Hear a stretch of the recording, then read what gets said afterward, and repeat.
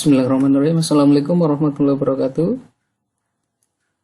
Video ini merupakan video part kedua dari teknik survei lalu lintas, di mana dalam video ini kita akan coba membahas tentang bagaimana survei arus lalu lintas. Sebagai pendahuluan, survei lalu lintas ini merupakan survei yang paling sederhana dan data yang dihasilkan merupakan data yang sangat dasar. Jadi setiap kegiatan studi lalu lintas pasti di dalamnya terdapat survei yang paling dasar, yakni survei arus lalu lintas ini. Nah, survei arus lalu lintas yang biasanya dilakukan itu ada dua. Yang pertama adalah survei arus lalu lintas terklasifikasi atau classified traffic counting. Kemudian survei yang kedua adalah survei arus pergerakan membelok terklasifikasi atau classified turning movement counting, biasanya disingkat dengan CTMC. Apa sih yang dimaksud terklasifikasi? Jadi dalam studi lalu lintas biasanya pedoman yang saat ini digunakan di Indonesia adalah MKJI atau Manual Kapasitas Jalan Indonesia. Klasifikasi kendaraan berdasarkan MKJI itu terbagi menjadi 4. Yang pertama, kendaraan ringan atau mobil, kendaraan kecil atau light vehicle, biasanya disingkat dengan LV. Kemudian kendaraan berat atau truk atau bus besar atau high vehicle, biasanya itu disingkat menjadi HV. Kemudian sepeda motor atau motorcycle, biasanya disingkat dengan MC. Dan kendaraan tak bermotor unmotorized biasanya disingkat dengan UM. Tapi sebenarnya bisa juga menggunakan klasifikasi lain sesuai kebutuhan. Nah, biasanya ini dilakukan untuk kebutuhan khusus data yang akan dianalisa seperti apa. Langsung saja coba kita bahas survei yang pertama, yakni survei arus lalu lintas terklasifikasi. Survei ini biasanya digunakan untuk survei di ruas jalan atau di akses keluar masuk pada sebuah kegiatan atau bangunan, dan dengan metode survei itu terbagi menjadi dua. Yang pertama dengan cara manual dan dengan cara otomatis. Di metode survei manual atau menggunakan tenaga manusia ini, alat bantu yang digunakan biasanya terdiri dari form survei, counter, HP ini ya, handphone, drone, GPS dan lain-lain atau sesuai kebutuhan. Kemudian secara otomatis itu biasanya melibatkan peralatan otomatis. Saat ini alat bantu otomatis untuk survei arus lalu lintas terklasifikasi ini udah cukup banyak. Mungkin ini salah satu contoh alat untuk survei otomatis, yakni ada Metrocon. Ada juga menggunakan software penghitung lalu lintas, kemudian juga ATCS, biasanya ini juga sudah banyak di dinas perhubungan. Kemudian intinya ini adalah menggunakan detektor gitu ya, jadi menghitung secara otomatis dengan detektor. Salah satu metodenya bisa menggunakan teknologi image processing. Periode atau frekuensi survei ini biasanya adalah setiap 15 menit selama satu hari, di hari libur maupun di hari kerja, di weekend and weekdays. Kemudian bisa juga di jam sibuk pagi, siang, dan jam sibuk sore hari. Sumber daya yang dibutuhkan biasanya adalah minimal 1 orang surveyor, tetapi disarankan lebih dari 2 orang karena klasifikasi kendaraannya adalah 4. Jadi diharapkan sebetulnya 1 klasifikasi kendaraan 1 orang. Tetapi untuk efisiensi bisa juga 1 orang saja, asal dengan catatan 1 orang tersebut bisa menghitung seluruh klasifikasi kendaraan yang ada. Kemudian kita juga butuh alat tulis untuk membantu mereka penulis di lapangan pasti ya. Dan jangan lupa juga menyediakan makanan dan minuman agar kita bisa tetap melaksanakan survei dengan baik. Nah, pelaksanaannya adalah surveyor berdiri di tepi jalan dengan pandangan ke arah jalan yang jelas. kemudian langsung menghitung kendaraan yang bergerak sesuai dengan arah dan sesuai dengan klasifikasi kendaraan yang disebutkan tadi.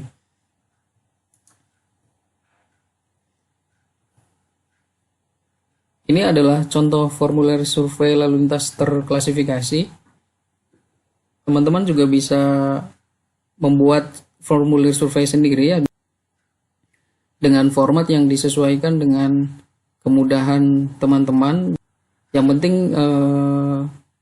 bisa terdiri dari interval waktunya, yakni waktu survei gitu ya, dari jam 6 misalkan kita mulai 15 menit dan seterusnya ke bawah. Kemudian klasifikasi kendaraan yang tadi kita sebutkan yakni di LV, HV, MC, kemudian UM, dan memuat informasi-informasi yang kita butuhkan lainnya. Nah, untuk yang jenis survei yang kedua dari survei arus lalu lintas yakni survei arus pergerakan membelok terklasifikasi atau CTMC. Nah, ini biasanya digunakan untuk di lokasi survei persimpangan dan juga bisa diakses keluar masuk bangunan gitu atau akses keluar masuk kegiatan. Periode atau frekuensi surveinya hampir sama dengan survei arus terklasifikasi, terdiri dari setiap 15 menit selama 1 hari, di weekend dan weekdays, jam sibuk pagi, siang, dan sore hari. Kemudian metode survei juga relatif masih sama, terdiri dari 2 dengan metode manual menggunakan tenaga manusia dan metode otomatis melibatkan peralatan otomatis. Namun sumber daya yang dibutuhkan dalam pelaksanaan survei ini relatif lebih banyak, minimal 3-4 orang. Namun disarankan setiap kaki simpang itu 2 orang, jadi apabila simpang 3 itu terdiri dari 6 orang, dan apabila di simpang 4 terdiri dari 8 orang. Pertimbangan dengan berapa jumlah orang yang melakukan survei ini sifatnya adalah untuk memudahkan, sehingga diharapkan dalam melakukan survei tidak ada data yang terlewat. Setiap kendaraan tercatat oleh surveyor, sehingga data yang kita dapatkan mendekati kondisi yang sebenarnya. Kemudian alat tulis juga jangan lupa disiapkan, makanan dan minuman juga jangan lupa. Nah, perbedaan dari CTMC ini atau survei arus pergerakan membelok dengan survei arus terklasifikasi yang pertama itu adalah kita mengamati adanya gerakan membelok seperti belok kanan, belok kiri, lurus, dan putar balik jika memang ada. Tetapi pada dasarnya survei pergerakan membelok ini sama dengan survei arus lalu lintas terklasifikasi. Yang membedakan yang tadi bahwa kita di sini mengamati adanya pergerakan kendaraan, yakni yang tadi belok kanan, belok kiri, lurus, terbalik, dan lain-lain. Bagaimana pelaksanaannya? Pelaksanaannya adalah surveyor berdiri di tepi jalan pada masing-masing kaki persimpangan dengan pandangan ke arah persimpangan yang jelas. Kemudian surveyor menghitung kendaraan yang bergerak sesuai dengan arah dan gerakannya, dan jika memungkinkan menghitung lebih dari satu pergerakan. Jadi setiap satu surveyor mengamati pergerakan dari salah satu kaki simpang berdasarkan jenis klasifikasi kendaraan yang ada. Dan apabila diperlukan juga surveyor mengamati dari gedung tinggi atau dibantu kamera video. Ini lebih ke memudahkan jarak pandang, dan kemudian juga apabila ada yang terlewat, rekaman video tadi bisa kita hitung ulang di kantor gitu ya misalnya. Ini adalah contoh formulir survei pergerakan membelok terklasifikasi tersebut tadi. Relatif sama, memuat informasi lokasi gitu ya, kota, nama surveyor gitu dari arah, kemudian gambar sketsa simpangnya juga.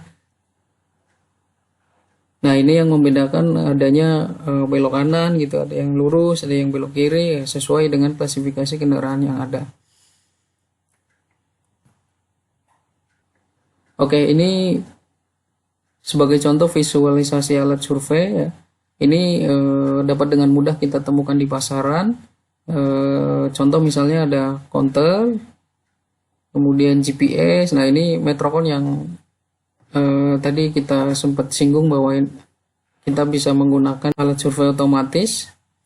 Kemudian kita juga bisa menggunakan alat bantu drone, kemudian stick lamp, kamera, dan clipboard. Ya, sepertinya itu adalah slide terakhir.